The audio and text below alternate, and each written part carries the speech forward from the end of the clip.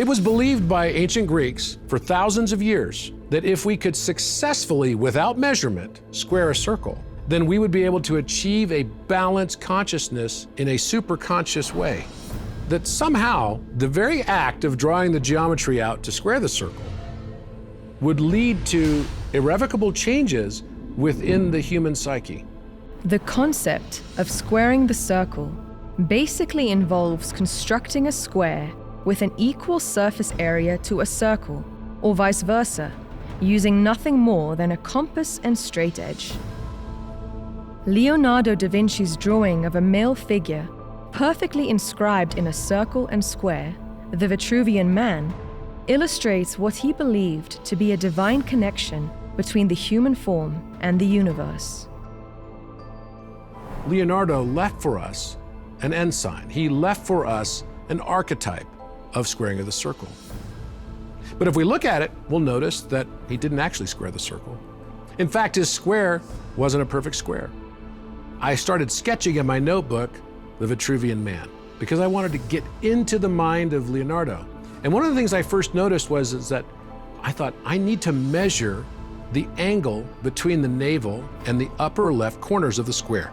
Because what Leonardo had done is he placed the square in a very unique position where the base of the circle was tangent to the base of the square.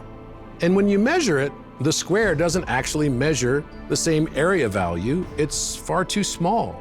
Da Vinci worked on this according to Walter Isaacson, a noted biographer who wrote a complete story of his life. According to Walter Isaacson, Leonardo da Vinci was the co-author of a book on geometry called Divina Proportione, or Divine Proportion, in which they broke down the golden ratio and its application to geometry through the visual arts of perspective and architecture, something Da Vinci was a master at. So clearly he understood proportion, and yet the square turns out to be a different value than the circle in area. One of the things that Leonardo always did, and he did it also in the Vitruvian Man, is he always wrote in backwards mirrored text. In fact, when he doesn't write in backward mirrored text, we can assume that he did that for a reason. And as we look at the Vitruvian Man, our deeper analysis shows us that he has hidden a lot more encryption. The iconic Vitruvian Man, drawn circa 1490 by the great Leonardo da Vinci, is probably the most famous image of all time.